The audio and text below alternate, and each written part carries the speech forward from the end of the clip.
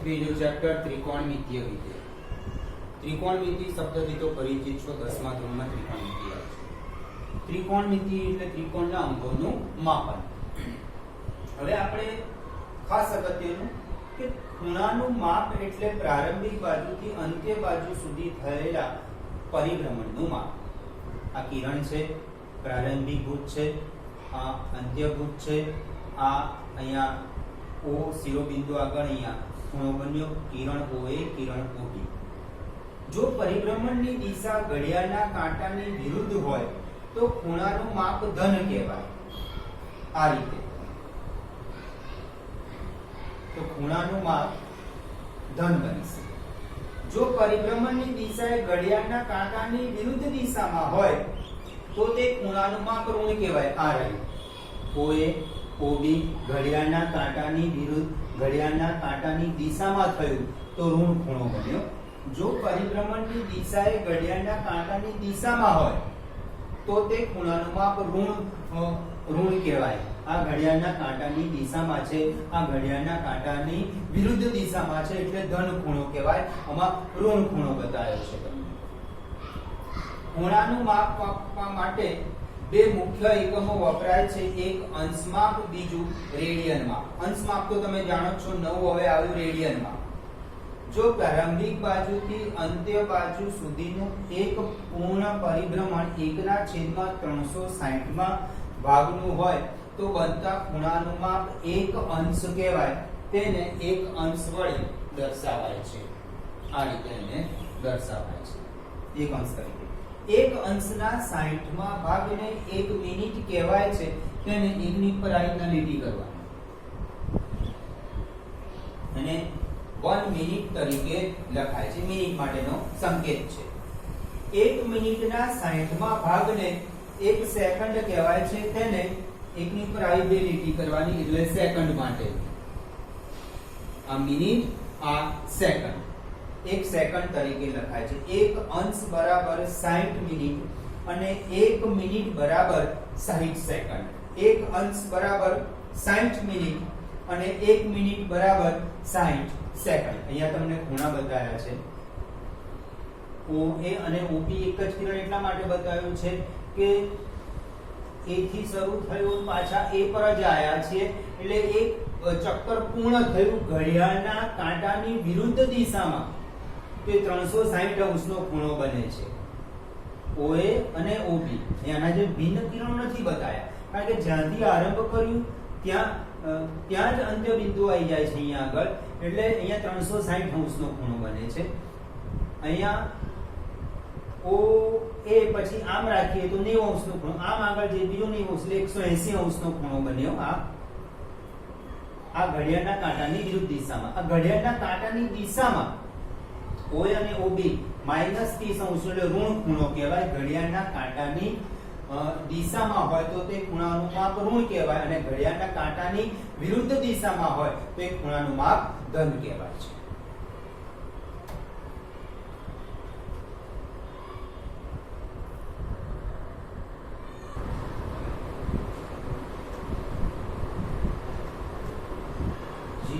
એટલે ઉગમ બિંદુ, કેન્દ્ર અને 1 એકમ ત્રિજ્યા વાળા વર્તુળને એકમ વર્તુળ કહે છે. એટલે કે આમ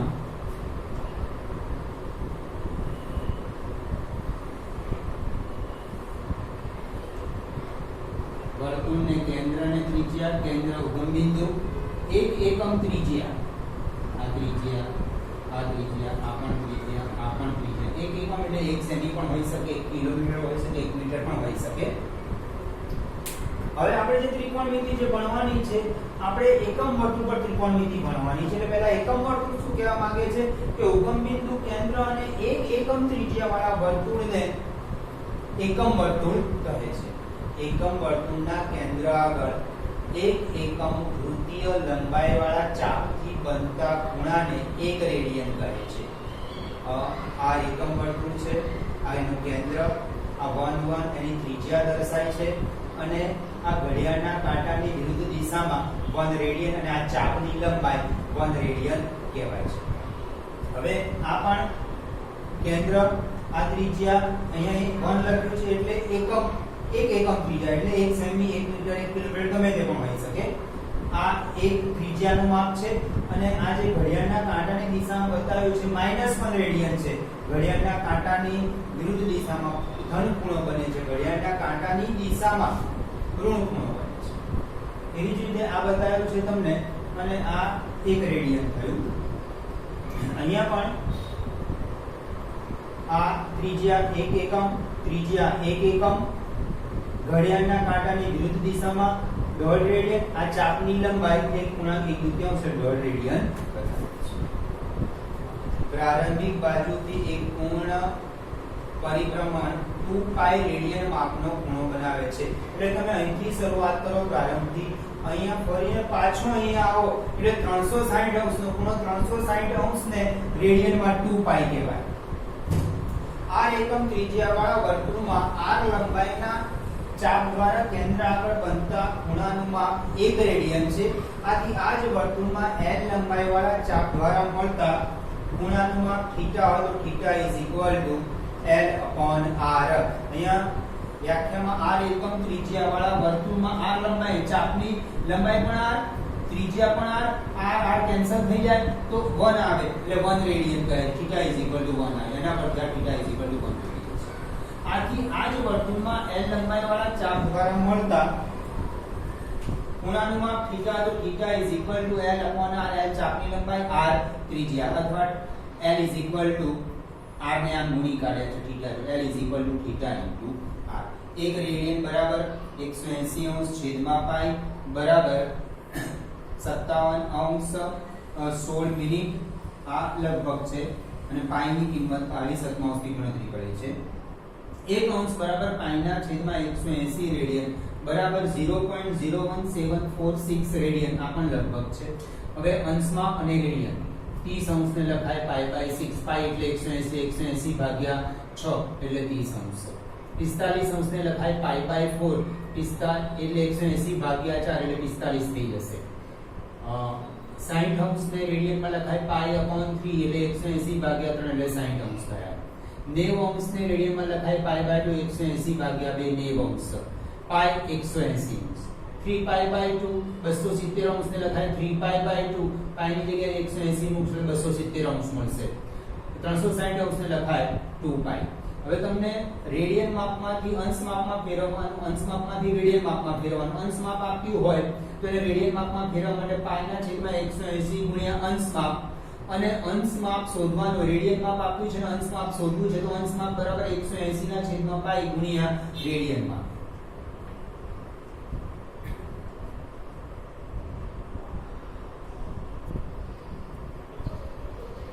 एक्सरसाइज 3.1 નીચેના અંશ માપને સંગત રેડિયન માપ શોધો. તો પહેલું સૂત્ર રેડિયન માપ બરાબર પાઈના છેદમાં 180 ગુણ્યા અંશ માપ. રેડિયન માપ બરાબર π/180 ઇન્ટુ અંશ માપ. π/180 into 25 degree is equal to 5π/36 આવશે. છેદ ઉડાડશો એટલે અહીંયા 5 into 5 36 into 5 5π/36 આવશે. બીજો એક્ઝામ્પલ -47 degree 30 મિનિટ.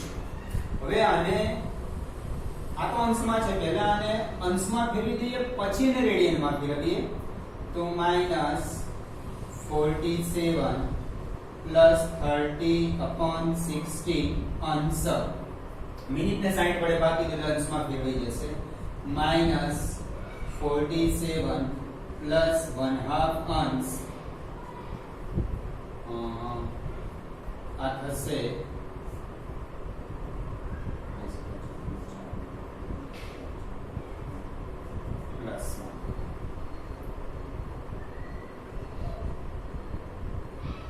+95/2 અંશ સ્ક્વેર ઇઝ ઇક્વલ ટુ. હવે રેડિયન અંશમાંથી હવે રેડિયનમાં ફેરવી દઈએ તો રેડિયન માપ બરાબર minus 95/2 into pi upon 180 is equal to minus 19 pi upon 72 છે દુરાશો એટલે આવું રહેશે બરાબર એટલે અંશ અને તમને મિનિટ આપ્યા હોય તો મિનિટને તમારે અંશમાં ફેરવ્યા પછી આપણે એક્ઝામ્પલને અંશમાંથી રેડિયનમાં ફેરવવાનો તો મિનિટને અંશમાં ફેરવવા માટે 60 વડે ભાગી એટલે 1/2 થયા આ મિશ્ર સંખ્યા થઈ 94 95 દુત્યાંશ અંશ થયા હવે રેડિયન માપને તમારે રેડિયન માપને આપણે અંશમાં ફેરવો તો -95 ના છેદમાં 2 ગુણ્યા પાઈ ના છેદમાં 180 અંશ માપ થઈ જશે એનું અંશ માપ લખવાનું ત્યાં આગળ એટલે -19 પાઈ છેદમાં 72 એ રેડિયન માપ મળી ગયું ત્રીજું 240 અંશ રેડિયન માપ બરાબર પાઈ ના છેદમાં 180 ગુણ્યા 240 બરાબર આવશે 4 pi/3 4 6 એટલે 4 pi/3 આવશે ચોથો એક્ઝામ્પલ 520 અંશ રેડિયન માપ બરાબર પાઈ ના છેદમાં 180 ગુણ્યા 520 અંશ એટલે રહેશે 26 pi upon 9 છેદ ઉડાડશો 26 pi upon 9 રહેશે તમારે એ રેડિયન માપ મળી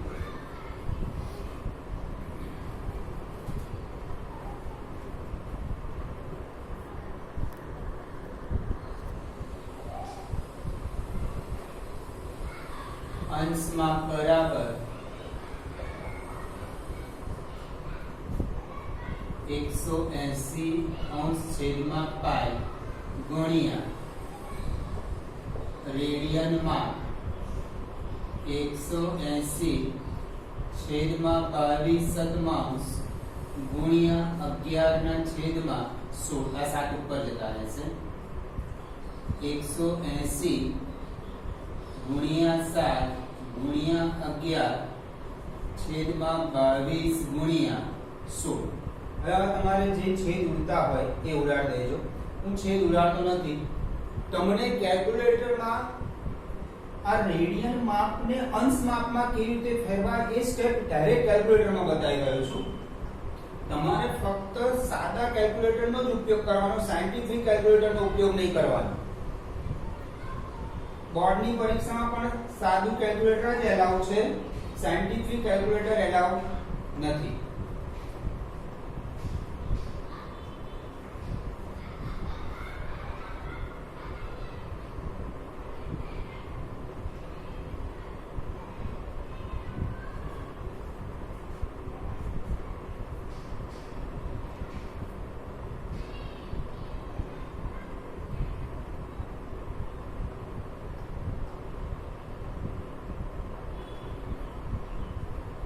હવે આનો ભાગાકાર કરશો એટલે તમને આવું મળશે 39.375 એમાં પોઈન્ટ પહેલાની જે સંખ્યા મળે છે ને શરૂઆતમાં એ તમારો અંશ બની જશે હવે આ જે જવાબ આવ્યો ને એમાંથી કેલ્ક્યુલેટર વડે 39 બાદ કરી દો -39 કરી -39 કરશો એટલે 0.375 રહેશે એને 60 વડે ગુણી દો એને 60 વડે ગુણશો એટલે આવું આવશે 22.5 આવશે એ પોઈન્ટ પહેલાની સંખ્યા અહીંયા લઈ લો મિનિટ બની ગઈ હવે આમાં ફરી 22 બાદ કરી દો એટલે 0.5 રહેશે કેલ્ક્યુલેટરમાં 22 બાદ કરી દો 0.5 ને 60 વડે ગુણી દો એટલે 30 આવશે એટલે 30 સેકન્ડ આવી ગયા 39 ડિગ્રી 22 મિનિટ અને 30 સેકન્ડ. ફરીથી અંશ માપ બરાબર 180 છેદમાં પાઈ ગુણ્યા રેડિયન માપ. એ તો આપણું સૂત્ર જ છે. 180 પાઈ ની કિંમત આપણને 22/7 લેવાની છે ગુણ્યા 11/16. આ છેદનો છેદ અંશમાં જતો રહે એટલે 180 ગુણ્યા 7 ગુણ્યા 11 છેદમાં 22 ગુણ્યા 16. આનો ગુણાકાર અને 22 ગુણ્યા 16 નો ગુણાકાર. હવે આનો ભાગાકાર કરશો એટલે કેલ્ક્યુલેટરમાં તમને 39.375 બતાવશે. પોઈન્ટ પહેલાની સંખ્યા તમારો અંશ બની જશે. હવે શું કરવાનું કેલ્ક્યુલેટરમાં? કેલ્ક્યુલેટર થી જ આખો જવાબ આવી જશે તમારે.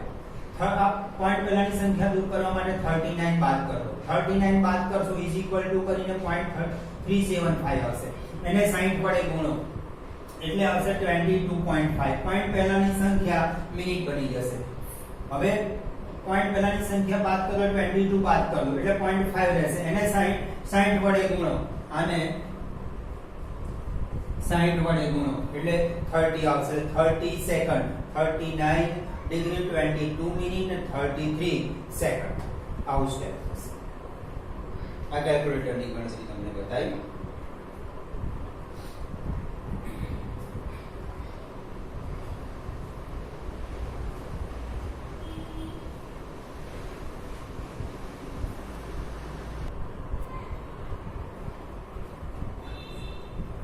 -4 રેડિયન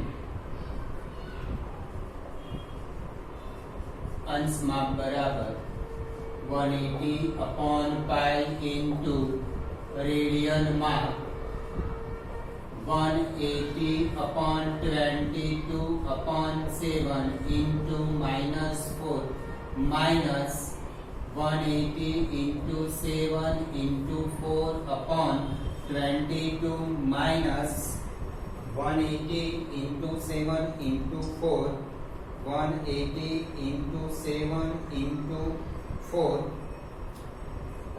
5040/22 અંશ થયા માઈનસ અને હવે 22 વડે ભાગી દઈએ. 22 વડે ભાગશો. હવે આગળ તમે માઈનસ ના રાખો છે એટલે આન્સરમાં માઈનસ કરતા જવાનું. 22 વડે ભાગશો એટલે 229.0909 આવશે.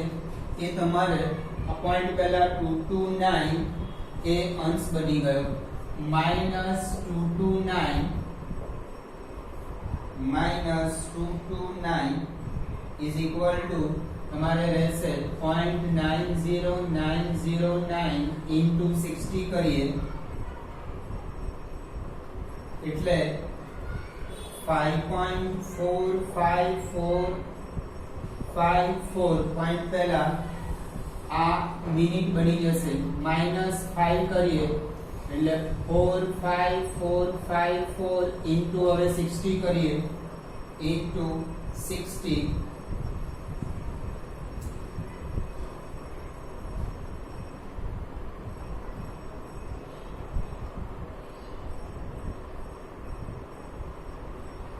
0.4545 4 into 60 એટલે આવશે 27.20. આ 27 જ લેવાના. 27 સેકન્ડ. બસ -229 5 મિનિટ 27 સેકન્ડ.